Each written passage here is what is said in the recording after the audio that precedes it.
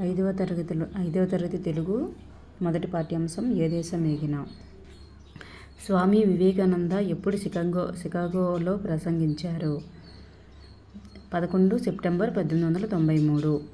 ప్రపంచ సర్వమత మహాసభ ఎక్కడ జరిగింది? షికాగోలోని కొలంబస్లో జరిగింది.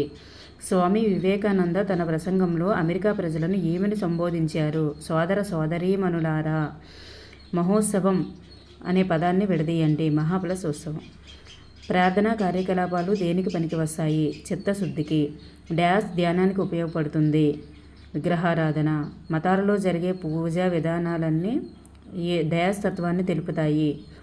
భగవంతుడి తత్వాన్ని. భగవద్ దర్శనం లభించాలంటే మనలోని డ్యాష్ నశించాలి. అహంకారం. భగవద్ దర్శనం లభించాలంటే మనలోని డ్యాష్ నశించాలి. అహంకారం. శాఖాభిమానం మరియు డ్యాష్ లాంటి వాటిని ఖండించాలి. మతమౌఢ్యం. వివేకానంద స్వామి డ్యాష్ గొప్పతనాన్ని లోకానికి తెలిపారు.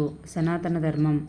వివేకానంద తన ప్రసంగం ద్వారా ప్రపంచ ప్రజలకు డ్యాష్ సంస్కృతి యొక్క గొప్పతనాన్ని చాటారు. సనాతన ధర్మం యొక్క గొప్పతనాన్ని. ఆంధ్రజాతి డ్యాష్ను అనుసరించు, నీతిని అనుసరించు. డ్యాష్ భాష అమృతము, ఖాళీలో డ్యాష్ భాష అమృతము. ఖాళీలో తగిన పదాన్ని గుర్తించండి. ఆంధ్ర భాష అమృతము. ఆంధ్రదేశం డ్యాష్ను మరియు డ్యాష్ను వృద్ధి చేస్తుంది. ఆయుష్ మరియు ఆరోగ్యము. స్వామి వివేకానంద ఎప్పుడు షికాగోలో ప్రసంగించారు? 11/9/1893. రాయప్రోలు సుబ్బారావుకి భారత ప్రభుత్వం ఇచ్చిన బిరుదు ఏది? పద్మభూషణ్. నెక్స్ట్, రాయప్రోలు సుబ్బారావు రాసిన లక్షణ గ్రంథం ఏమిటి? రమ్యాలోకము. అన్ని మతాల వారు చేసుకునే జాతీయ పండగ ఏది? స్వాతంత్ర్య దినోత్సవం. కరోనా మహమ్మారి నుండి ప్రజలను కాపాడడంలో కృషి చేసిన వారు ఎవరు? పారిశుద్ధ్య కార్మికులు, వ్యాపారులు, టీచర్లు. ఆంధ్ర భాష అమృత డ్యాష్ మాటలు ఎవరివి? వేటూరి ప్రభాకర శాస్త్రి. కా నుండి మా వరకు గల అక్షరాలను ఏమంటారు? వర్గములు అంటారు. యా రా లావాలను ఏమంటారు? అంతస్తములు. శే ష స హ లను ఏమంటారు? ఊష్మాలు.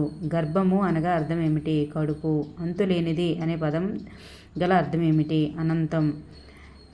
కింద ఇచ్చిన పదాలని అక్షర క్రమంలో వాటిని ఆర్డర్లో పేర్చడం అన్నమాట.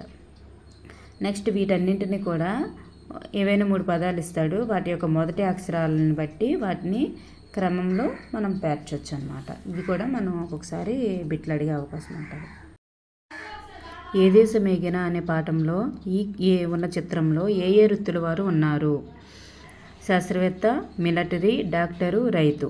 ఏ దేశం ఏగిన పాఠంలోని చిత్రంలో ఉన్న వృత్తుల వారు వారికి చెందిన వస్తువులను గుర్తించండి.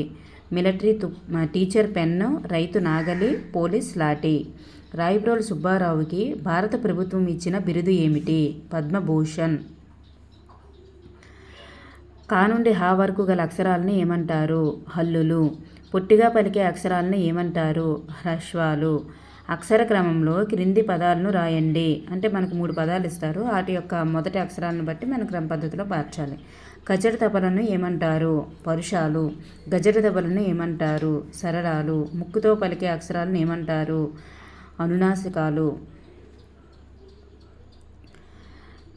జాతీయ జెండాలోని రంగులు ఎన్ని?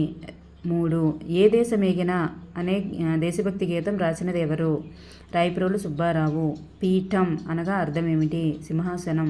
యోగం అంటే అర్థమేమిటి? అదృష్టం. రాయప్రోలు సుబ్బారావు గారి యొక్క బిరుదు ఏమిటి? అభినయ నన్నయ.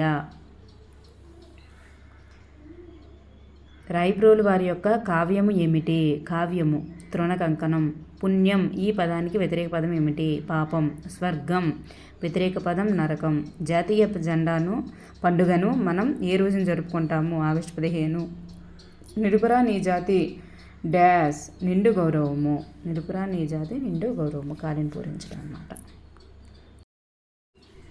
లేదురా ఇటువంటి డ్యాష్ ఎందు. ఖాళీని పూరించండి. లేదురా ఇటువంటి భూదేవి. నెక్స్ట్, సోకు అంటే అర్థమేమిటి? తగులు. జనియించు అంటే అర్థమేమిటి? పుట్టు. ఆ నుండి అవ్ వరకు గల అక్షరాలను ఏమంటారు? అచ్చులు. కా నుండి హా వరకు గల అక్షరాలను ఏమంటారు? హల్లులు. పొట్టిగా పలికే అక్షరాలను ఏమంటారు? హ్రస్వాలు.